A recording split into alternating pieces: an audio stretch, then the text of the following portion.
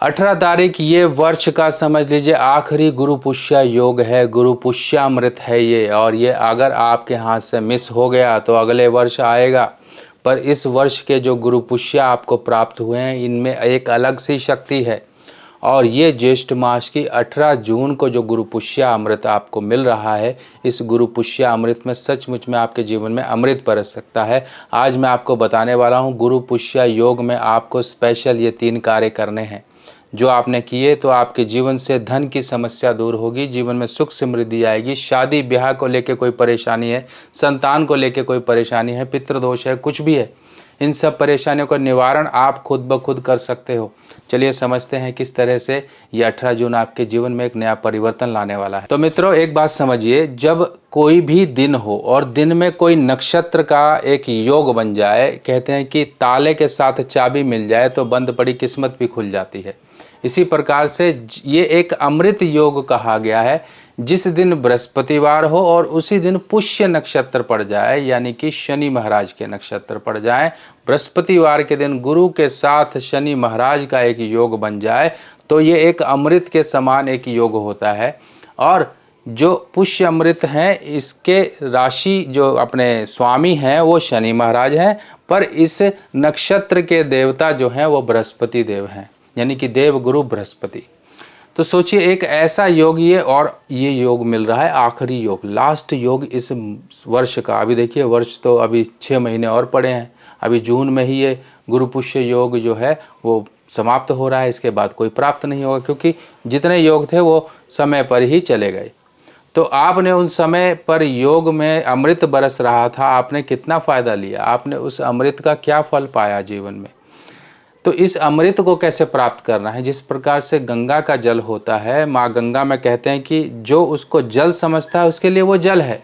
जो उसको माँ गंगा समझ के पाप, कहते हैं मोक्षदायिनी कहा गया है माँ गंगा को, जो उसको मोक्षदायिनी समझ के पाप मुक्त होने की गंगा माँ की तरह उसे पूजता है, ध्याता है और उसमें डुबकी लगाता है, उसके पाप समझो खत्म हो जाते हैं।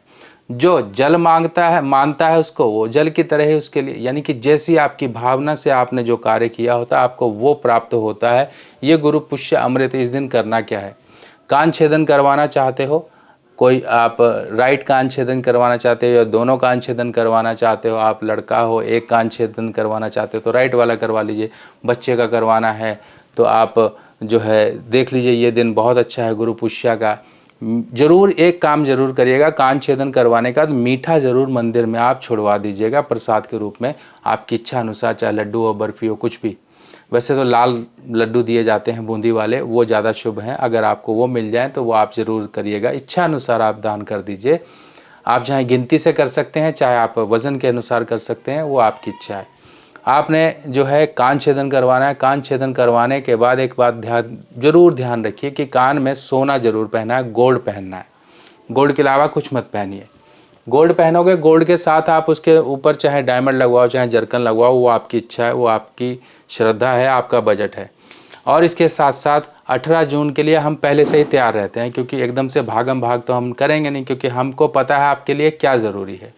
इसके लिए इस तरह से देखिए, केले की जड़ आप देखिए, वहाँ पर आपके यहाँ पर कोई भी धर्म स्थान है वहाँ पुजारी के पास जाइए, कहिए हमें एक दिन पहले यानी कि 17 तारीख को केले को विधिवत रूप से पूज कर वहाँ की जड़ के लिए आप जड़ को लेकर आ जाइए।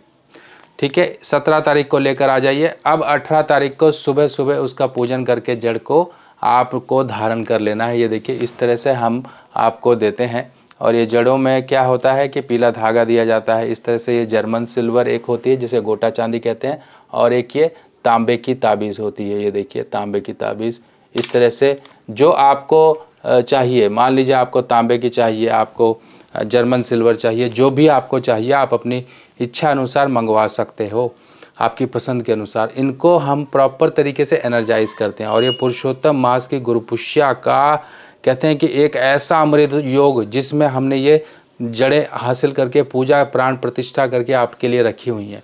आप मंगवाना चाहते हो तो मंगवा सकते हो, हमारी वेबसाइट से मंगवा सकते हो, व्हाट्सएप करके मंगवा सकते हैं। 6284344352 हमारा ये व्हाट्सएप नंबर है। यहाँ पर बोलिए हमें जड़ चाहिए, केले की ताबीज़ चाहिए, आपको दे दी जाएगी।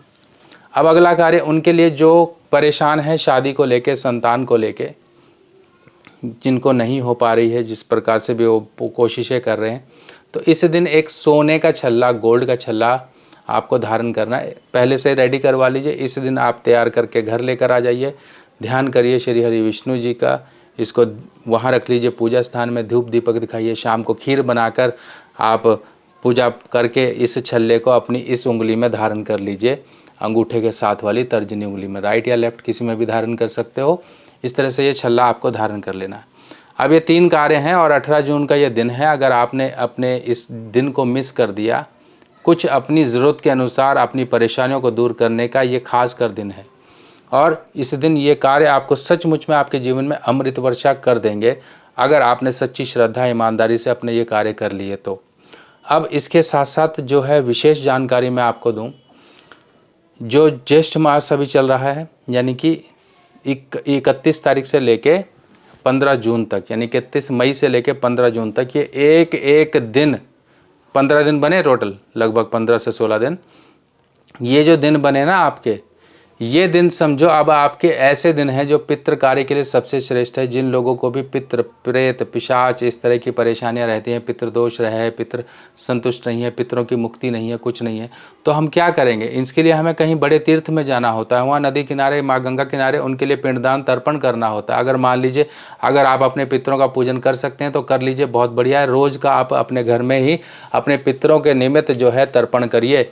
तर्पण करना बहुत ज़रूरी है। तर्पण कहते हैं जल से बड़ा कुछ नहीं है, काले तिल मिलाकर आप तर्पण करिए। अगर मान लीजिए आपको लगता है कि कुछ विशेष पूजा करवानी है अपने पितरों के लिए, आप पिंडदान तर्पण करवाना चाहते हो, वैसे तो पिंडदान तर्पण हर एक के लिए है और ज़रूरी नहीं कि एक बार करवा लिया तो दोबारा नहीं करवाना। ये सबसे बड़ी गलतफहमी लोगों के दिमाग में बैठ चुकी है। आपको प्रत्येक महीने, हर कहते हैं कि प्रत्येक महीने की जो अमावस्या आती है पितरों के लिए, उस समय पिंडदान तर्पण ये ज़रूर करना चाहिए। नहीं पिंडदान कर पाए तो कम से कम तर्पण तो ज़रूर करना चाहिए।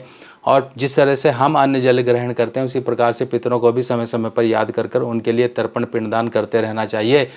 तर्पण यानी कि जल, पिंडदान यानी कि उनके लिए भोजन।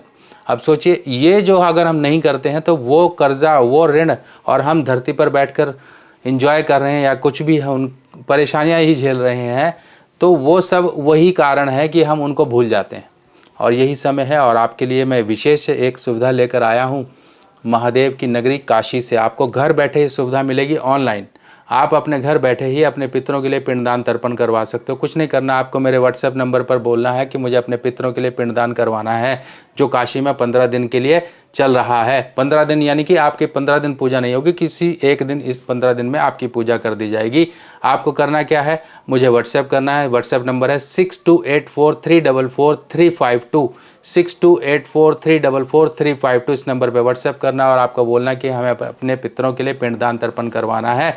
आपके लिए विशेष सुविधा हमने 1100 में रखी है। खुद जाकर ये सब कुछ कर कर अगर आप करना भी चाहोगे ना, 11,000, 15,000, 21,000, 25,000 मुँह खोल के पैसा मांग लिया जाता है। तो आपको एक समझ लीजिए पुण्य कमाने का, और ऐसी जगह जहाँ पर कहते हैं इसे मुक्ति धाम कहा गया है, महादेव की नगरी बनारस को, जहाँ 2400 घंटे कहते हैं मुक्ति दिलाने के लिए लोगों की चिताएं जलती रहती हैं। वहाँ पर 80 घाट का आपने नाम सुना होगा, तो यही आपको मौका मिल रहा है। करा लीजिए पूजा और अपने पितरों की तृप्ति पाइए, उन्हें मुक्त करिए। और अगर आपको इसी तरह से जीवन में और अपने आगे बढ़ते रहना होगा तो आपको अपने पितरों का आशीर्वाद जरूर साथ रखना होगा। बाकी इस तरह की और जानकारियाँ लेके फिर मिलते हैं, तब तक के लिए अपने सुभाष भाई को आगे दीजिए। नमस्कार।